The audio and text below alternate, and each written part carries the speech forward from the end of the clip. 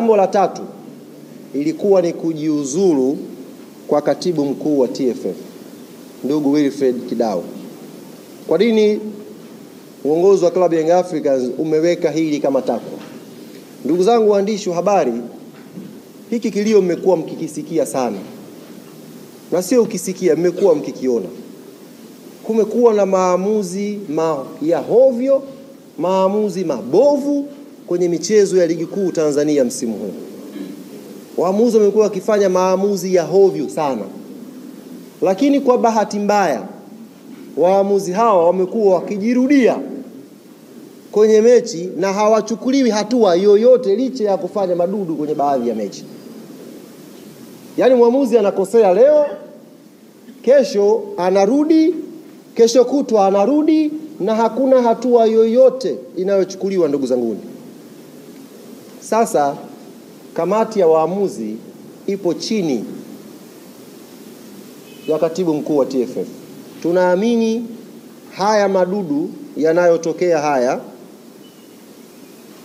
kuto kuchukuliwa hatua kwa waamuzi kwa wanaoyafanya, kuna influence yake.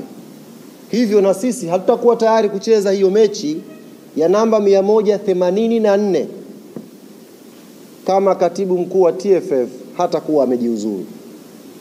Hatutakuwa tayari kupeleka mechi pale the same referees kwenye chombo kile kile, mtu yule yule, na tukapeleka timu. There is no way hilo likatokea. Na hii nimesema specific mpate kuielewa. Katibu mkuu wa TFF, kamati ya waamuzi inaripoti kwake. Na madudu yote ambayo yanapigiwa kelele na klabu ya Young Africans imeainisha kwenye ripoti yake mbele ya bodi ya ligi. Kila kosa la waamuzi tumeliainisha mbele ya bodi ya ligi.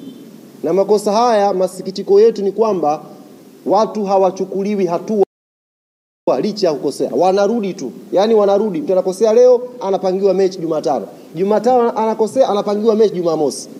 Repetition hii uongozi wa klabu ya Young Africans hauoni kama katibu mkuu wa TFF anastahili kuendelea kwenye nafasi yake, kwa sababu hakuna haki inayopatikana kwenye pitch.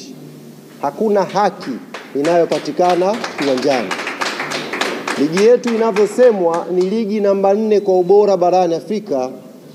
Fakta ya waamuzi hauwezi kuacha kuitaja. Ili tuweze kumaintain ubora na hadhi na thamani ya ligi yetu, ni lazima tudili na hili tatizo.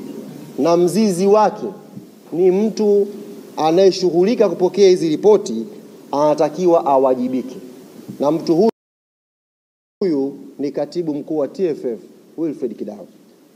Sasa kwenye barua yetu, haya matatu nilowatajia ndugu zangu waandishi wa habari. La kwanza, kuvunjwa kwa kamati ya usimamizi na uendeshaji wa bodi ya ligi. Namba 2, kujiuzulu kwa afisa mtendaji mkuu wa bodi. Namba 3, kujiuzulu kwa katibu mkuu wa TFF. Haya matatu, na kwa barua yetu tumeelekeza haya matatu yakifanyiwa kazi, haya matatu ni matakwa ya muda mfupi, tutakuwa tayari kupeleka timu.